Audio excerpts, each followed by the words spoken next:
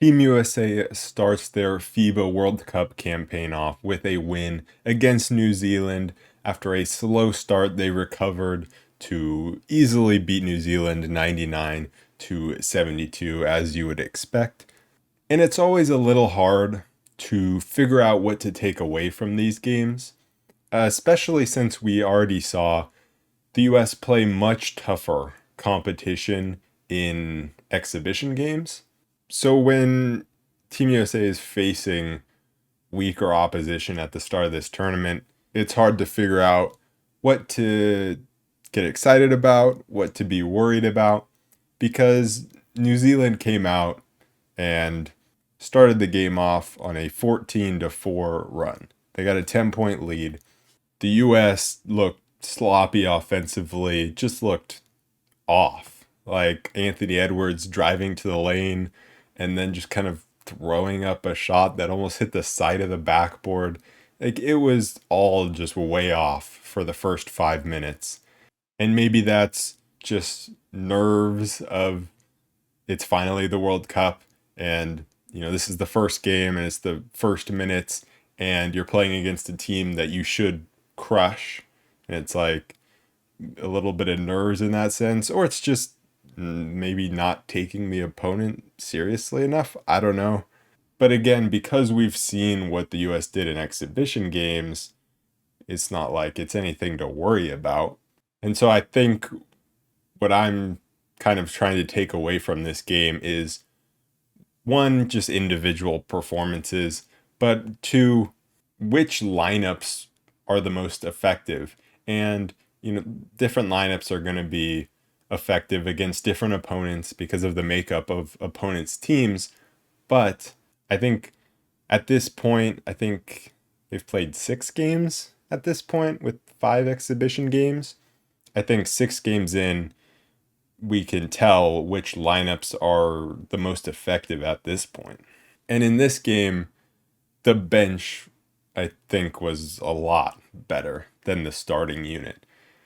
I mean, the starting unit started out the game getting outscored 14-4, like I said. And then even there were times in the exhibition games where the US, didn't play well and allowed the other team to go on a run, but then they always recovered pretty quickly and then would kind of have their own dominant spell.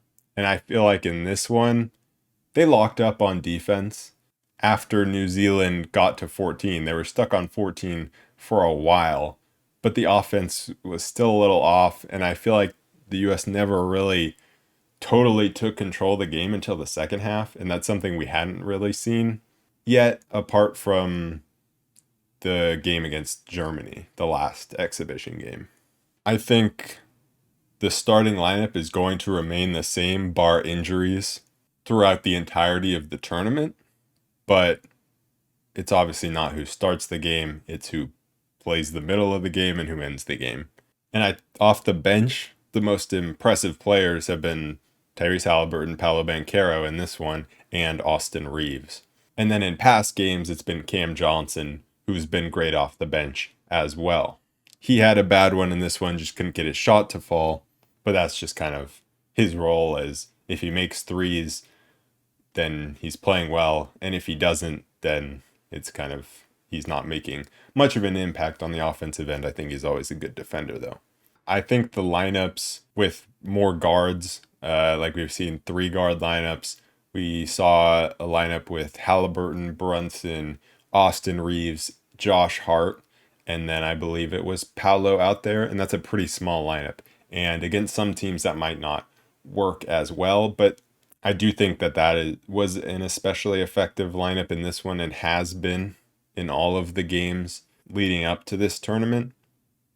And I think that that's just about running the floor, because that's where this US team is at its best, and that's been said many times, and that's what Steve Kerr wants to do. And I do think Haliburton is extremely important in facilitating that, and he does that in a few ways. One, he can get steals with his long arms. I've said before, he's not the best defender, but he can get steals, and he can get in the passing lanes, and that alone helps him defensively. because it can start the break the other way. And if he's getting those steals, he can find guys going the other way. And it's really cool in this World Cup. During the timeouts, you can hear the coaches, uh, or at least one of the huddles. And in this one, you could hear the New Zealand coach saying, Haliburton is in the game. Watch for the hit ahead pass. Like, Hallie has them shook. He has them shook. They are really worried about the transition game when Haliburton's in the game. And Haliburton found Bobby Portis multiple times on good looks in transition. And I mean, that's another guy, Bobby Portis, who just his effort was an extremely positive factor in this game. That's just something I noticed immediately when he came in the game. He's just sprinting everywhere, and that's great for the style of basketball that the US wants to play. I think maybe with that starting lineup, there's just not as much running in the open court, and there's a lot of guys who think that they can thrive in the half court, which there are, to be fair. And it's just maybe when they're not hitting their shots, then it's time to go to the bench to get a spark like we did in this one. Like, Anthony Edwards is obviously still the go-to guy on this team, but his three-point shot wasn't really falling in this one, and his outside shot wasn't just falling much. And he, like I mentioned at the start, kind of looked out of sorts, but got himself into the game by attacking and getting to the free throw line. But the guy in the starting lineup that I was pretty disappointed with in this one is Brandon Ingram. And I've just expected more out of Brandon Ingram as a whole through these 6 games so far. I just kind of thought he would have a couple games that would be kind of his takeover games where he would be the go-to scorer. And he hasn't had that in this one. 1 for 4, 2 points, 2 turnovers. Like, it was not great. And when he can catch the ball in that mid-range, especially if he has a smaller defender on him, he's so good at just being able to take no dribbles or one dribble and pull up and splash a shot from that mid-range. But I think he's struggling to get into those positions in the first place. And I just think he's a guy that wants to thrive in the half court, and this team wants to run more. I think Ingram was the one negative player from this game that I was like, that was a really bad game. Because everyone else, Cam Johnson didn't hit his shots, but I'm not worried about that. You know, sometimes you make them, sometimes you don't. But I think everyone else was solid, apart from Ingram. Jalen Brunson kind of did his thing offensively, wasn't a big time scorer, but got his 10 points and was efficient. Jaren Jackson Jr., also extremely efficient, solid defensively. Mikal Bridges, also efficient. Like, all these guys were pretty efficient throughout the entirety of the game. It was just all their misses came at the very start of the game that allowed New Zealand to go on the run, especially with the turnovers as well.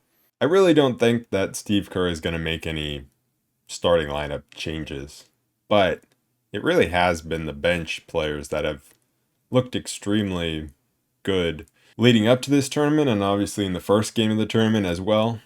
That starting lineup has great defensive capabilities and offensive capabilities, but I do think they shine on the defensive end of the floor, and then maybe they just need someone else to be inserted into the lineup, like a Tyrese Haliburton or an Austin Reeves, to get the offense going more. Austin Reeves was impressive in this one. He was knocking down his shots, just looks extremely confident out there, and is an extreme positive on the offensive end whenever he's on the floor. I thought he would be solid for this US squad, but I didn't think he would be one of the best offensive players on it. So that has been really impressive. And then this game was truly the Paolo Banchero game.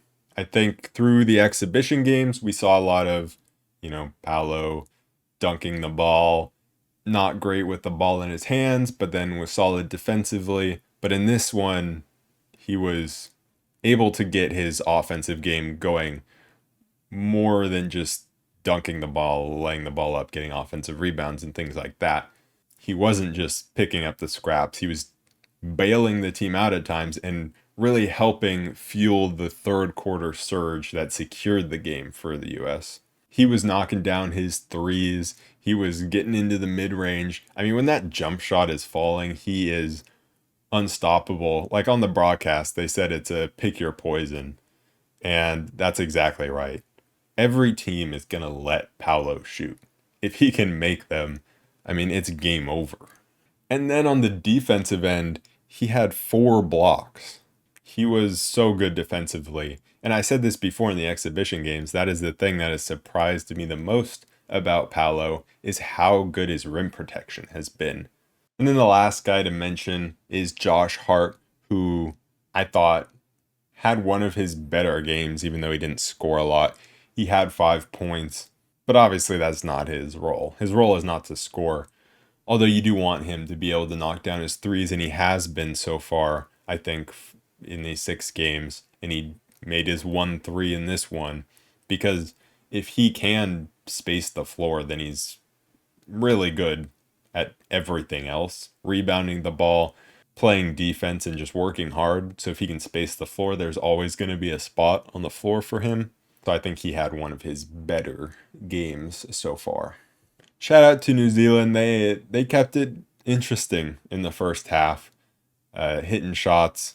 And one of the things that's going to be interesting as we move through this tournament is the fouls, because you only get 5 fouls. Jaren Jackson Jr. fouled out in this one. There were some interesting calls. Mikal Bridges had 4. I thought especially on Mikal there was, a few touch calls, and you can rack those up very quickly. And so that's just something to look out for. Obviously, this Team USA team is very deep, but I think especially with Jaren Jackson Jr., there's no one like him on this team. Like, you can't replace him. Paolo had a great game, so it wasn't a problem. Walker Kessler came in for a few minutes, or maybe just like 1 minute at the very end. So not much from him, but obviously you have guys that can step in, but they don't give you what Triple J gives you. He's the defensive player of the year. I love Paolo's rim protection. Like I said, 4 blocks, but it's not the same as Jaren Jackson's. And then his size on offense. There are times where the U.S. is just able to give the ball to him in the post, and he just puts it right up over the defender to score. So we definitely don't want him fouling out.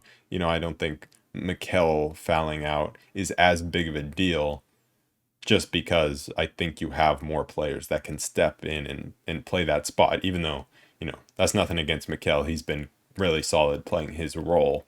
But I just think you can go with more guards out there, whether you put Haliburton in or Austin Reeves in, or you put a guy like Paolo out there for more size, or the more obvious replacement in Cam Johnson being out there. Team USA's next game is on Monday against Greece. A little bit more of a challenge, but a Greece team without Giannis is definitely, obviously, not as scary as a Greece team with Giannis. And the US did beat them already in one of those exhibition games.